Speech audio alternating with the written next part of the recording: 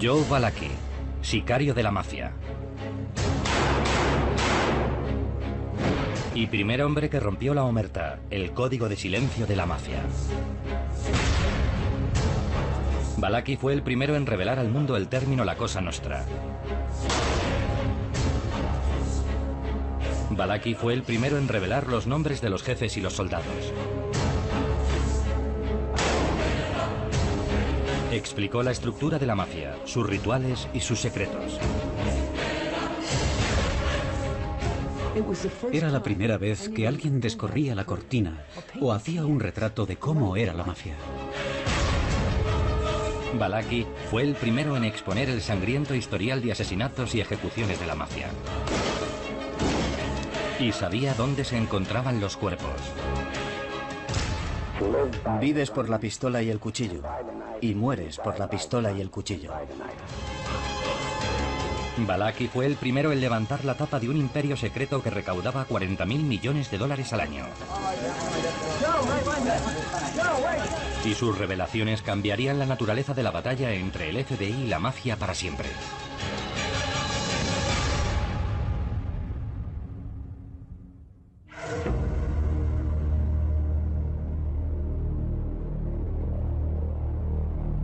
En 1962, Joe Balaki, de 52 años, estaba cumpliendo una condena de 15 años por tráfico de heroína en la Penitenciaría Estatal de Atlanta.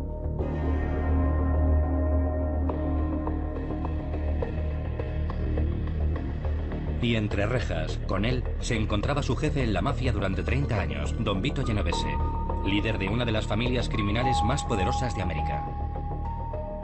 Joe conocía a Vito desde hacía mucho tiempo. Pertenecía a la banda de Vito, así que se conocía muy bien. Y él siempre pensó que Vito le tenía en buena consideración, pero Vito era un maníaco homicida. Un día, Vito Genovese hizo los arreglos para que Balaki fuera su compañero de celda. Genovese pudo hacerlo porque controlaba los pabellones de la prisión a través del miedo y la intimidación. Balaki sospechó que ocurría algo y tenía sobradas razones para estar nervioso. Genovese consideraba que Balaki era el responsable de que estuviera en prisión por haberle delatado a la Oficina Federal de Narcóticos. Una noche, Genovese se dirigió a su compañero de celda. ¿Sabes? Si tienes un cesto de manzanas y en el cesto hay una manzana podrida, esa manzana debe ser eliminada, porque si no se elimina, estropeará las demás manzanas.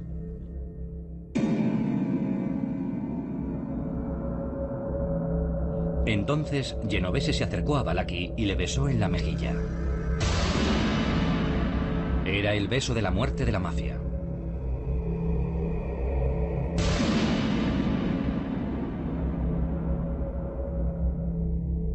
Para hacer saber a Balaki que él era la manzana que había que eliminar. Joe Balaki sabía lo que aquello significaba. Significaba que ahora iba a ser asesinado. De una manera u otra, Vito iba a ir a por él.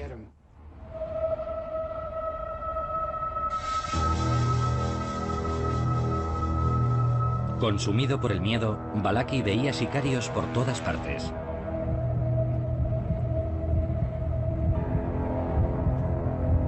La mañana del 22 de junio de 1962, mientras se encontraba en el patio, vio a 3 presos acercarse a él.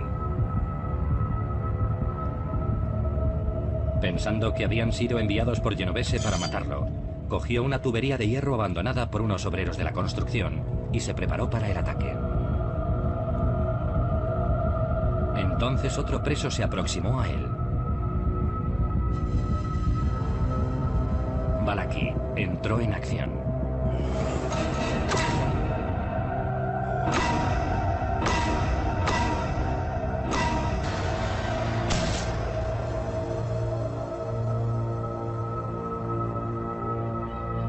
La víctima de Balaki era John Joseph Saub, un delincuente de poca monta sin conexiones con la mafia. Balaki había matado al hombre equivocado.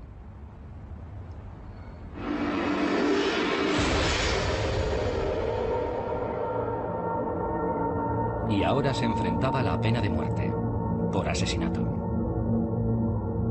Y allí estaba, atrapado, sin escapatoria posible. Así que comunica a las autoridades federales que está dispuesto a cantar, como un canario. Para salvar el pellejo, Balaki comunicó al Departamento de Justicia de Estados Unidos que estaba dispuesto a hablar de la mafia.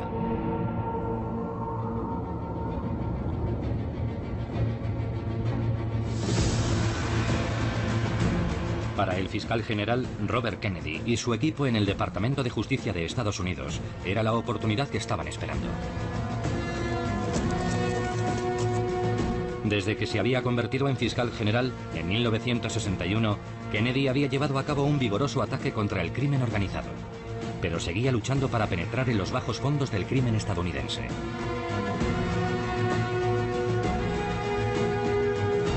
Ahora, por primera vez en la historia de la mafia, un miembro estaba dispuesto a hablar.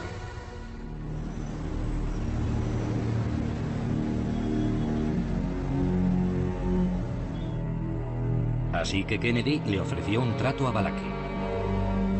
Se le permitiría declararse culpable de un cargo de homicidio no premeditado y sería condenado a cadena perpetua con una condición: pondría al descubierto a su organización.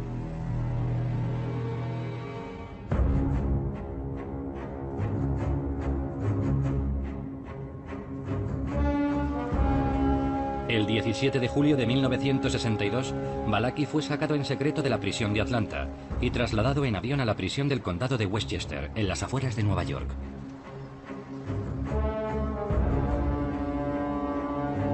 Se le dio la identidad encubierta de Joseph de Macona y fue llevado a una celda de aislamiento. El agente del FBI, James Flynn, fue enviado a interrogar a Balaki para averiguar lo que sabía. Flynn entró en escena, era un tipo duro. Le dijo a Balaki: o nos dices lo que queremos saber o no tendrás ningún valor y no habrá acuerdo.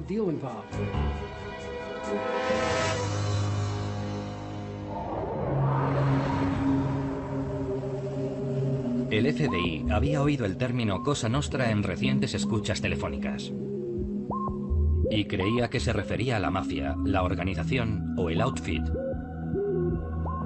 pero no estaban seguros.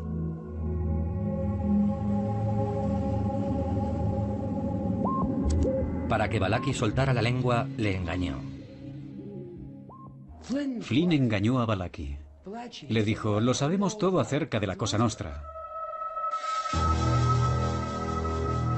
Pensando que el FBI tenía un conocimiento más profundo de la mafia de lo que en realidad tenía, Balaki comenzó a hablar. Por primera vez reveló su significado.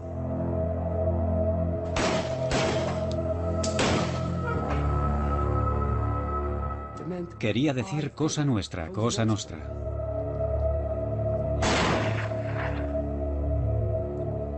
Ellos nunca se llamaban a sí mismos mafia. Flynn comenzó a sonsacar a Balaki nombres, fechas e información.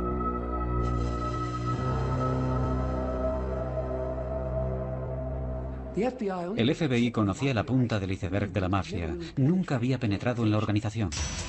Se abrieron las compuertas. Balaki era consciente de que tenía que aportar información. De lo contrario, tendría que pasar el resto de su vida en la cárcel. Tenía que informar sobre lo que ocurría en el seno de la mafia, descorrer realmente la cortina, hacer un retrato de cómo era la vida de un soldado de la mafia en las trincheras. Así que por primera vez empezó a soltar la lengua.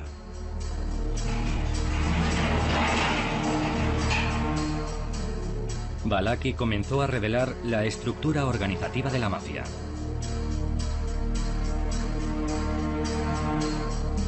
Basándose en su información, Flynn diseñó gráficos que ilustraban cómo la Cosa Nostra estaba dividida en unidades familiares. Cada una con un jefe, un subjefe y lugartenientes y soldados por debajo de ellos. Para el FBI era como la piedra de Rosetta. Estaba contándoles los secretos y los jeroglíficos empezaban a ser descifrados. Balaki le contó a Flynn que las familias mafiosas estaban extendidas por todo Estados Unidos, desde Boston a San Francisco. Y por primera vez, el FBI tenía un croquis del enorme alcance de la mafia y de sus actividades.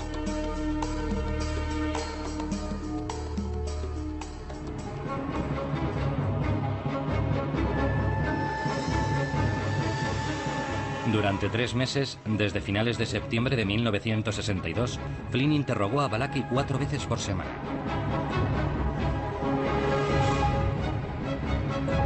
Una sesión habitual se prolongaba durante unas 3 horas. Entonces Balaki comenzaba a irritarse y era difícil de manejar.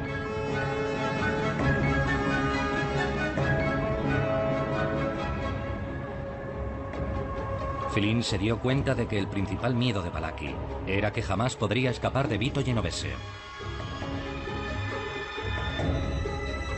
Apenas transcurría un día sin que hiciera alguna referencia a su antiguo jefe. A veces, Balaki se descorazonaba por completo pensando que iba a morir. ¿Qué importa lo que yo le cuente? A nadie le importa. Nadie lo creerá. ¿Sabe a qué me refiero?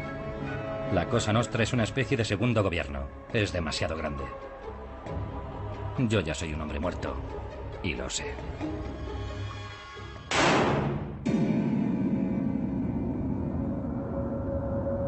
Balaki tenía razones para estar preocupado.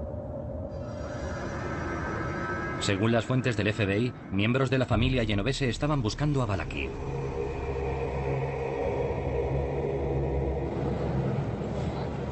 Desde su celda, Vito Genovese había establecido una recompensa de $100.000 por Balaki. Y ahora, la mafia lo había situado en la zona de Nueva York.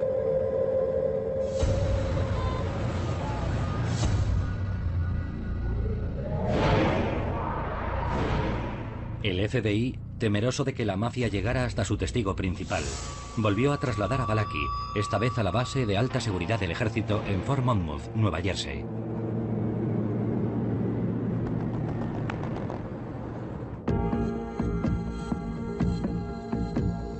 En la primavera de 1963, Balaki decidió salir a la palestra. Deseaba fervientemente dejar al descubierto a la poderosa organización criminal a la que acusaba de haber arruinado su vida. Bobby Kennedy se dio cuenta del potencial que tenía como persona que podía hacer público lo grande e importante que era la mafia.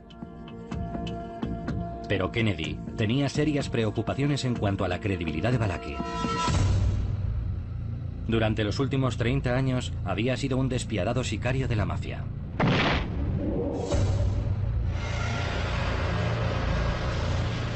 Según el Departamento de Justicia, tenía al menos 33 asesinatos en su haber. Y además, ahora estaba cantando para salvar su vida. ¿Cómo podía nadie estar seguro de que Balaki estaba contando la verdad?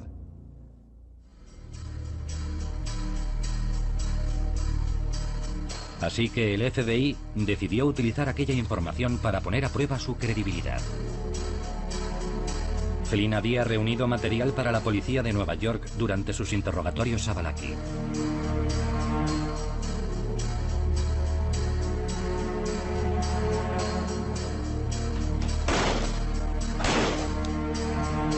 La policía llevaba 30 años de laboriosa investigación de casos de asesinatos sin resolver. Se remontaban a las guerras entre bandas de la mafia y la consiguiente lucha por el control del poder en la Cosa Nostra. Utilizando el relato de Balaki como guía, la unidad de inteligencia revisó los archivos del departamento, en una operación que se llevó a cabo distrito por distrito. Cotejaron los hechos disgregados y sin confirmar, con su detallada información. Descubrieron que los asesinatos y las ejecuciones de las bandas, incluidas las fechas, localizaciones y circunstancias, se podían verificar.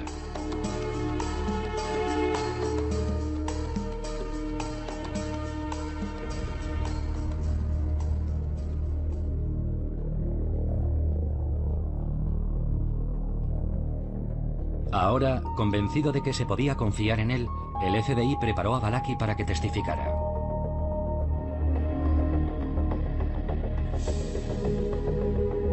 En En septiembre de 1963, Balaki fue trasladado en avión a Washington para declarar ante un comité de investigación del Senado sobre el crimen organizado en todo Estados Unidos.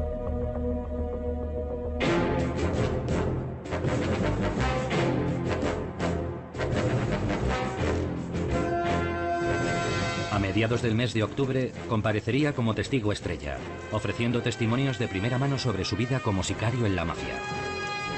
Las vistas se emitieron en todo el país, convirtiéndose en un acontecimiento nacional.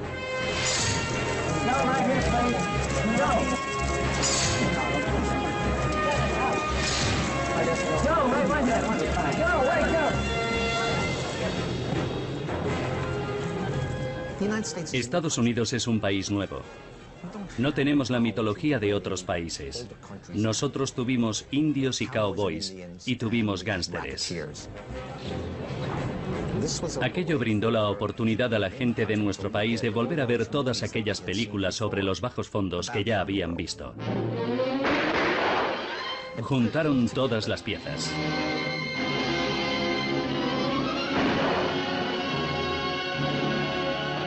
La gente estaba fascinada con todo aquello. Cosa Nostra. El Comité del Senado investiga la mafia. El Subcomité de Investigación del Senado inicia las nuevas audiencias contra el crimen. El senador McClellan es su presidente.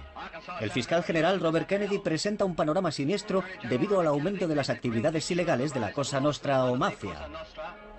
Describe a esta organización como el gobierno del juego organizado, el narcotráfico, la extorsión, el fraude y el control de varios sindicatos. Afirma que sus ingresos son multimillonarios.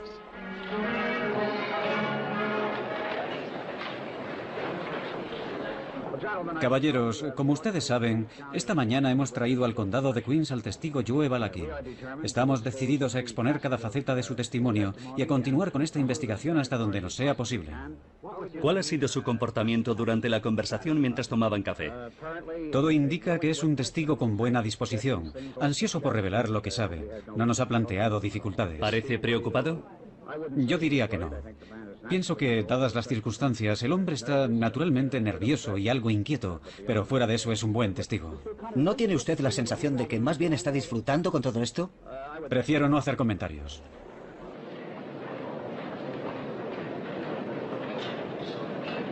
Iniciadas las vistas, se preguntó a Balaki por qué había asesinado a otro preso en la cárcel. ¿Por qué decidió matarlo en aquel lugar y en aquel momento? Porque era el tipo al que vi en aquel momento. En otras palabras, sentí que aquel era mi último día. Hablando claro, senador. Sentí que era mi último día. ¿Su último día? El último día que estaría con vida. ¿Pensó que podía acabar con todos antes de que acabasen con usted? Probablemente. No sé qué habría hecho si no le hubiera visto. No puedo responder qué habría hecho. Es decir, se sintió usted indefenso y rodeado y decidió atacar cuando pudo. Cuando lo vi, sí. Pensó que si mataba a aquel hombre que pensaba que iba a matarlo a usted, entonces... Sentí satisfacción, senador. Digámoslo así. Sintió satisfacción.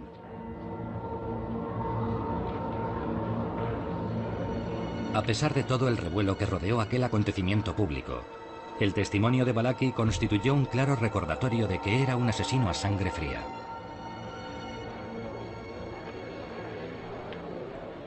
Entonces, el interrogatorio a Balaki comenzó realmente. ¿Cuándo se convirtió usted en miembro de esa organización? En 1930. En 1930.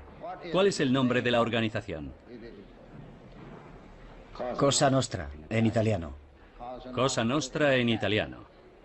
Nuestra cosa y nuestra familia, en nuestro idioma. Nuestra cosa y nuestra familia, en nuestro idioma.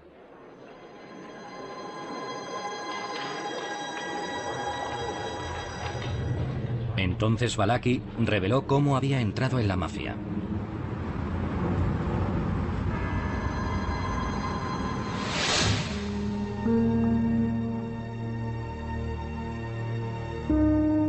Balaki hizo una descripción al comité sobre sus inicios en los bajos fondos de los barrios marginales de Nueva York a comienzos del siglo XX. Sus padres eran de Nápoles y tuvieron 17 hijos, solo 6 sobrevivieron. A los 18 años era el conductor de una famosa banda llamada The Minutemen, los hombres del minuto. Robaron cientos de tiendas de ropa y joyerías entre 1919 y 1923, rompiendo escaparates y llevándose todo lo que podían antes de que llegara la policía. Pero un día fueron atrapados, y Balaki fue enviado a la tristemente célebre prisión de Sing Sing, frente al río Hudson.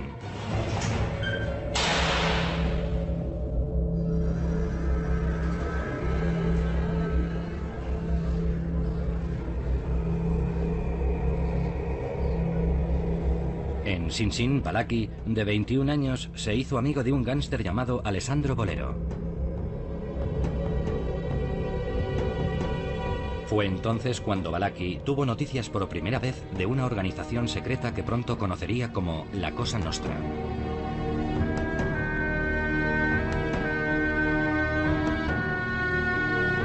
Y Balaki quería formar parte de ella.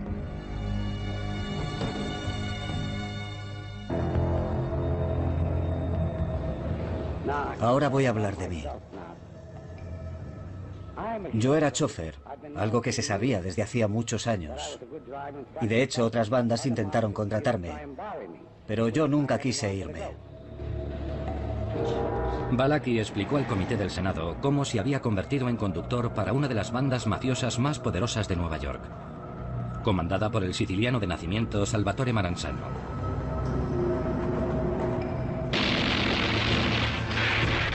Era 1929 y Maranzano estaba atrapado en una sangrienta guerra de poder con su adversario Giuseppe Masseria. Balaki hizo saber a Maranzano que quería formar parte de su banda. Y a modo de prueba, fue enviado como conductor contratado para el asesinato de uno de los principales secuaces de Masseria.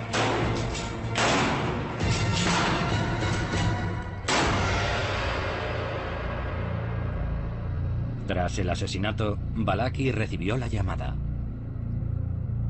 Iba a ser miembro o soldado en la mafia.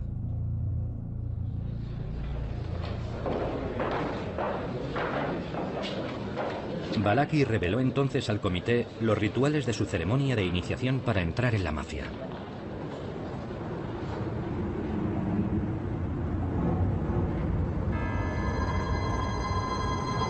Balaki describió cómo había sido conducido a una casa de campo a unos 150 kilómetros de Nueva York. Le pidieron que se sentase junto a otros 30 miembros alrededor de una mesa. Su jefe, don Salvatore Maranzano, iba a conducir la iniciación. Les contó cómo eras iniciado. La omertá, el código, y que una vez te convertías en miembro ya nunca podías marcharte. Tenías que o bien ganar dinero o ser un sicario, matar a alguien para poder optar siquiera a ser iniciado.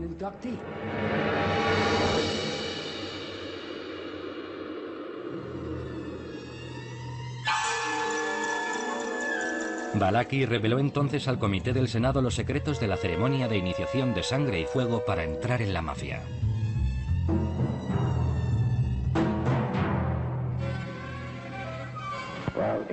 Él tenía el cuchillo y la pistola encima de la mesa. Y entonces explicó que vives por la pistola y el cuchillo. Y mueres por la pistola y el cuchillo. ¿Y comprendió usted totalmente lo que aquello significaba? Sí, en efecto. ¿Y qué significaba? Pues que esperaba morir por la pistola y el cuchillo. Cuando usted hizo aquel juramento, dio por hecho que un día moriría por una pistola o un cuchillo. Así es. Y eso era a lo que pensaba dedicarse. Así es. Balaki dijo que le pidieron que colocara las manos en forma de cuenco. Pusieron un trozo de papel en su interior y lo encendieron.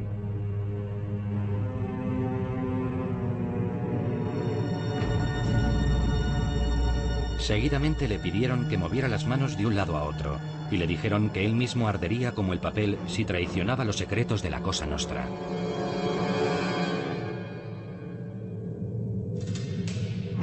Balaki fue presentado entonces a su gomba, a su padrino, Joe Bonanno, que sería su guía y mentor.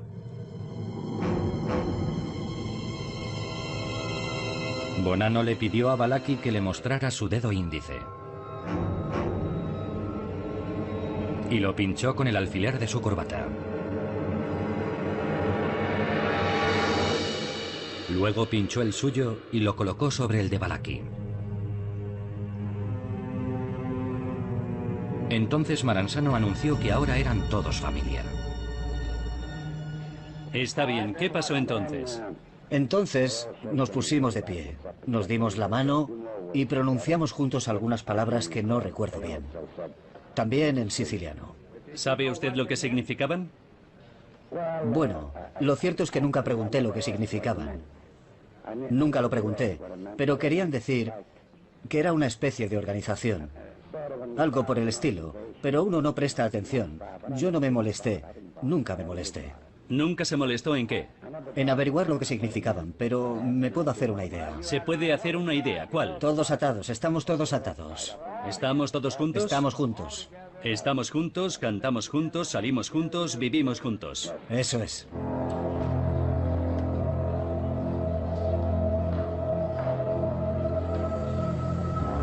Las revelaciones de Balaki explicaban por qué la organización secreta había logrado permanecer oculta tanto tiempo.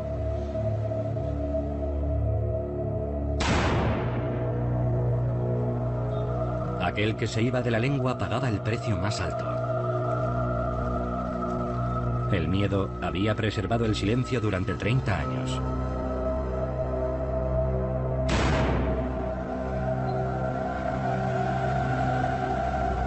Ahora Balaki había roto ese silencio para siempre.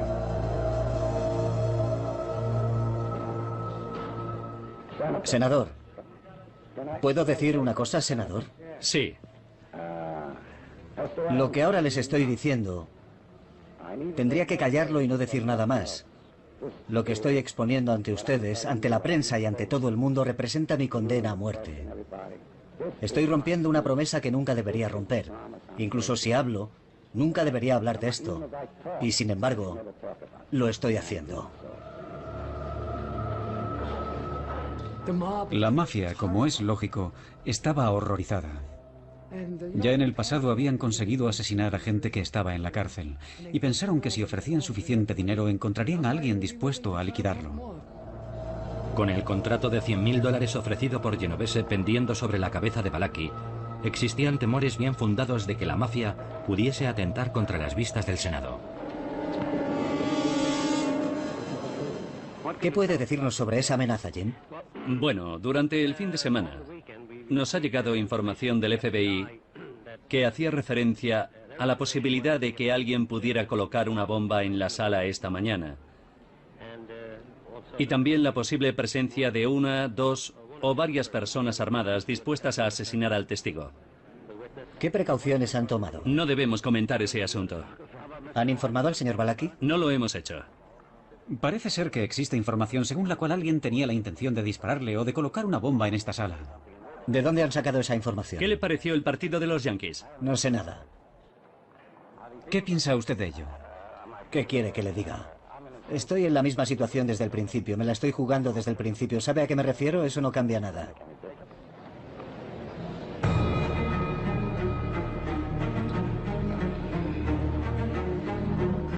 Balaki dedicó la mayor parte de su testimonio a trazar un mapa jerárquico de la mafia americana.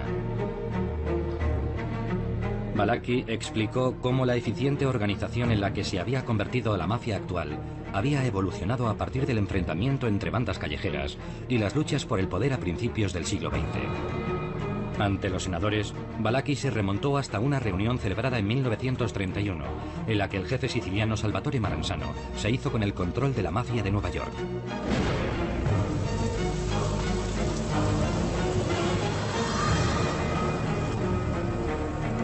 Balaki contó cómo Maranzano detalló su ambicioso plan ante una audiencia de 400 mafiosos. Las bandas de Nueva York se organizarían a partir de ahora en 5 familias, cada una de las cuales controlaría los barrios del Bronx, Brooklyn, Manhattan, Queens y Staten Island. Balaki contó cómo Maranzano se había declarado jefe supremo. Él sería el jefe de todos los jefes. Y si alguien se oponía, sería asesinado.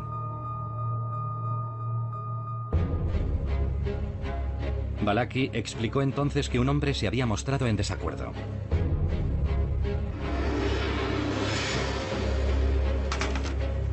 Reveló cómo Charles Lucky Luciano había hecho ejecutar a Maranzano.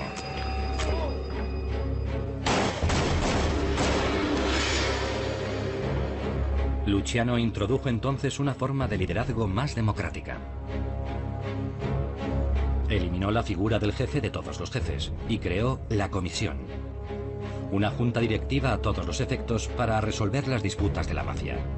Y esto condujo a una época de paz, cooperación y prosperidad.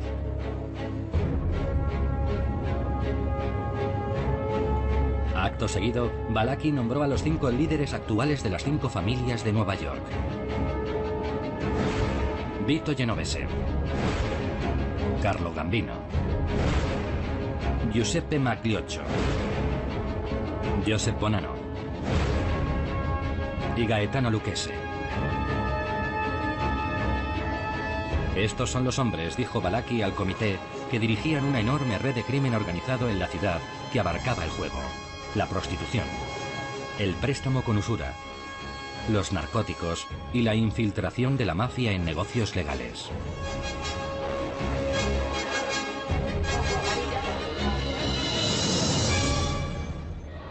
¿Cuántos soldados suele haber al mando de un jefe? Bueno, Vito Genovese tiene unos 450. ¿400? Más o menos. ¿450? Unos 450. Puede que incluso 500. Balaki reveló entonces el nombre de más de 130 miembros de la familia criminal genovese e identificó a miembros de todas las demás familias de Nueva York, afirmando conocer a 289 mafiosos. Todo ello fue presentado ante el comité en 5 enormes esquemas de las familias. Lo que hizo Balaki fue dar unos datos que ya tenía el FBI, pero que ignoraba que tenía. Con frecuencia, los miembros de la mafia y de otras áreas de la actividad criminal se conocen unos a otros por sus apodos. Pueden conocerse de vista, pero no siempre conocen sus verdaderos nombres. Y aunque las fuerzas de seguridad sí conocían sus verdaderos nombres, era la primera vez que se daban cuenta de lo que realmente tenían. Pero aparte de eso, creo que el testimonio de Balaki se sostiene por sí mismo y con el tiempo se ha demostrado su veracidad.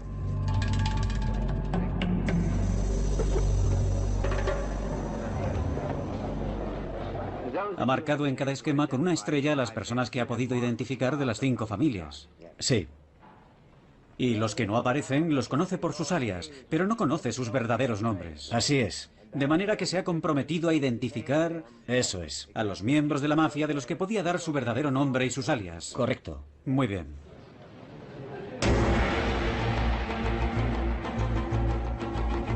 Fue él quien lo destapó todo.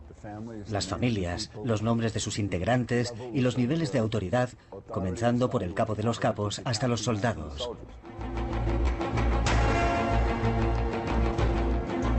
Sin embargo, había algunos críticos que ponían en duda los testimonios de Balaki, por considerar que a un soldado de a pie nunca se le habría concedido el privilegio de conocer información sobre el núcleo de poder de la Cosa Nostra.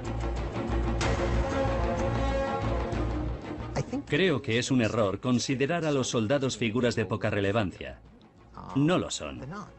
Son gente importante dentro de la mafia. Las únicas personas por encima del soldado en línea directa de mando son el capo y el jefe.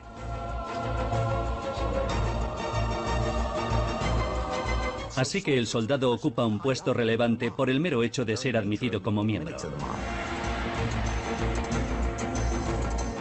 Se les brinda acceso a los secretos de la mafia, se les informa sobre los hechos que ocurren.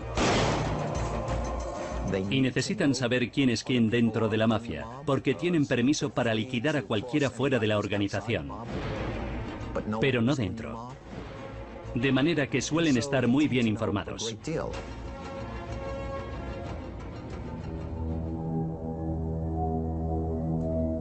Balaki usó su testimonio para vengarse de Genovese. Creo que llegado este momento, ¿podría usted explicarnos brevemente cuánto poder ¿Cuánta autoridad tiene un jefe como Genovese sobre la familia, sobre los soldados como usted? Senador, yo conozco bien el poder que ostenta Vito. No solo ostenta el poder en nuestra familia, controla también el poder en la familia Gambino y en la familia Lucchese. En resumidas cuentas, su palabra se convierte en ley. Es un acto autorizado. Sí, eso es.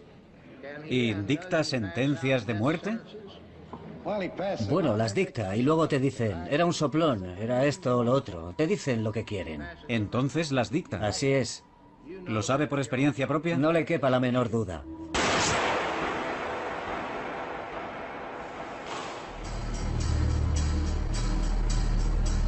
El testimonio de Balaki valía su peso en oro. Confirmó que la Cosa Nostra era la mafia. Reveló los nombres de los jefes y de sus soldados. Explicó su estructura, sus rituales y sus secretos. Y puso al descubierto su sangrienta historia.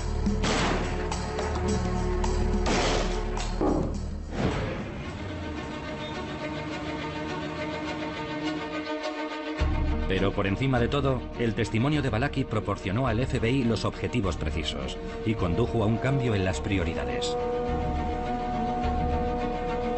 En 1963, la oficina del FBI en Nueva York había incrementado el número de agentes especializados en el crimen organizado de 4 a 140.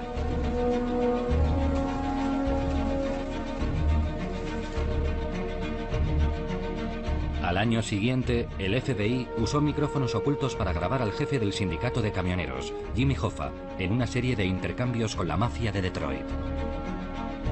Fue condenado a 8 años de prisión. Para el FBI, la vigilancia electrónica constituía la herramienta del futuro para derrotar al crimen organizado.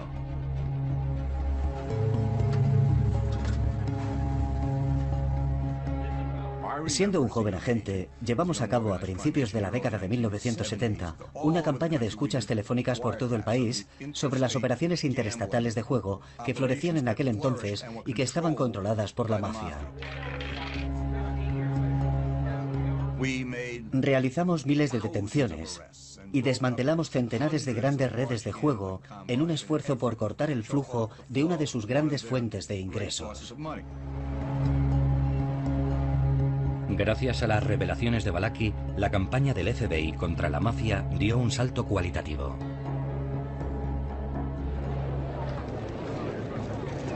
Aunque fue solo el comienzo, para el fiscal general Robert Kennedy resultó crucial. Las declaraciones de Joseph Balaki y de otros con conocimiento sobre operaciones criminales en varias partes del país nos han proporcionado una comprensión sin precedentes sobre el funcionamiento de dichas operaciones. Balaki fue el primer subalterno de cierta relevancia cuyo testimonio sirvió para derribar y destruir, o al menos herir a la mafia en América. Sin él habrían hecho falta otros 15 o 20 años porque no había delatores. Aunque su rango era secundario, sabía lo suficiente para causar expectación y para alertar y advertir seriamente a la opinión pública respecto a la amenaza que representaba la mafia.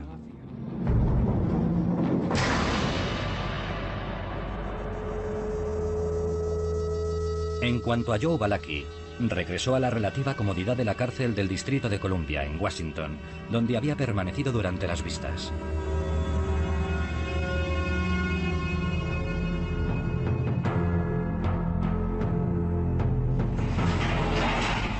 Robert Kennedy, con su proverbial sagacidad, creía que Balaki tenía mucho más que ofrecer.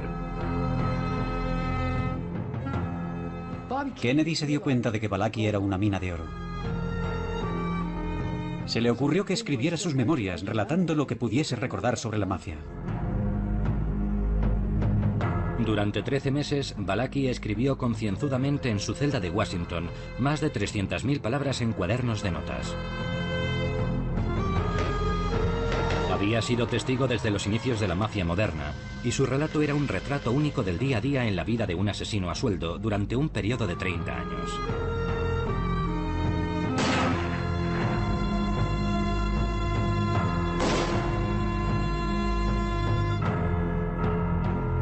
Siendo alguien que contaba con pocos estudios, las memorias de Balaki no eran precisamente una obra maestra literaria. Era impublicable y quizá ilegible. Kennedy pidió que contrataran a un colaborador anónimo. El Departamento de Justicia encargó al escritor Peter Maas que se pusiera a trabajar sobre las memorias y que hablara con Balaki sobre su vida. El objetivo era dar forma a un libro con el que el Departamento de Justicia esperaba animar a otros informadores a que dieran la cara.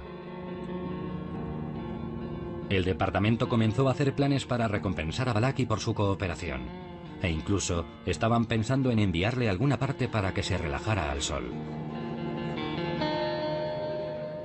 Bobby Kennedy tenía el descabellado plan de buscarle una novia o traerle a su mujer y llevarlos a una isla desierta donde pudiera vivir el resto de su vida. Y todavía pendía sobre él la sentencia por asesinar a su compañero convicto, el hombre equivocado. Pero asesinar al hombre equivocado no fue lo único que le impidió acabar en una isla desierta. El Progreso, el diario italoamericano, había conseguido hacerse con el manuscrito de Balaki y estaban indignados. Publicaron un virulento editorial contra el libro de inminente aparición, afirmando que perpetuaba la imagen de delincuencia asociada a los múltiples nombres italianos que aparecían en el testimonio de Balaki.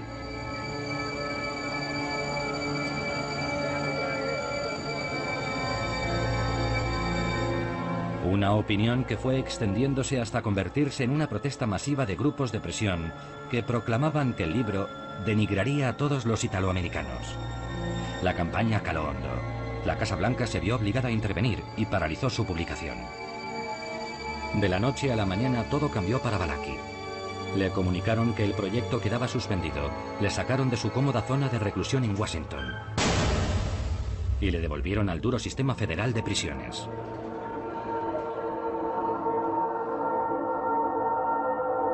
Le encerraron en una fría y reducida celda en Michigan, donde debía cumplir el resto de su sentencia en régimen de aislamiento.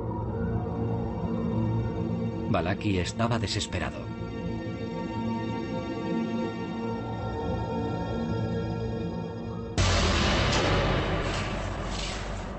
La mañana del 11 de abril de 1966 arrancó el cable de alimentación de su radio y se dirigió al rincón de la ducha.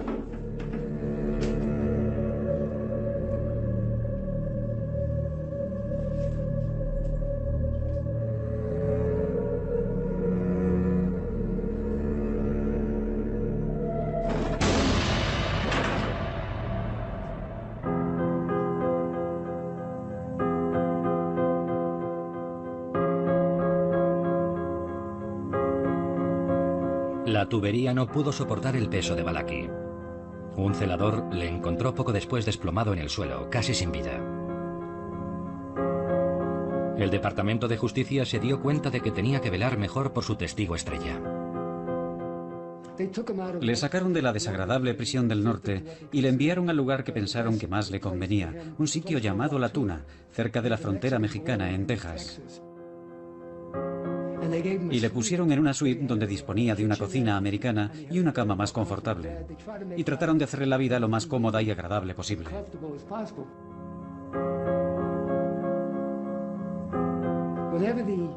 Cuando el Departamento de Justicia consigue ahora a un delator de primer orden, se le envía lo que se denomina la suite de Balaki.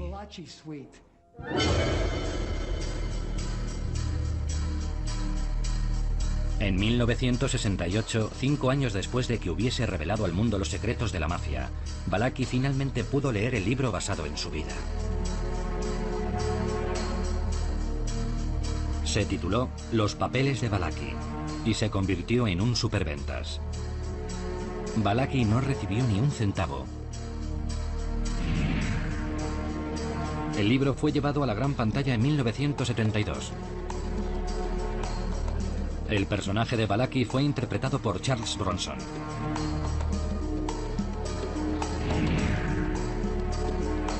El verdadero Joe Balaki murió de un ataque al corazón en 1971 en la Institución Correccional Federal de La Tuna, en Texas.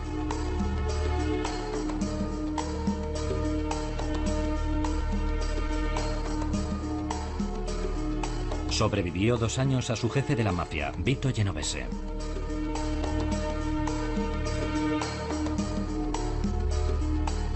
Los $100.000 de recompensa por la cabeza de Valachi ofrecidos por Genovese nunca llegaron a cobrarse.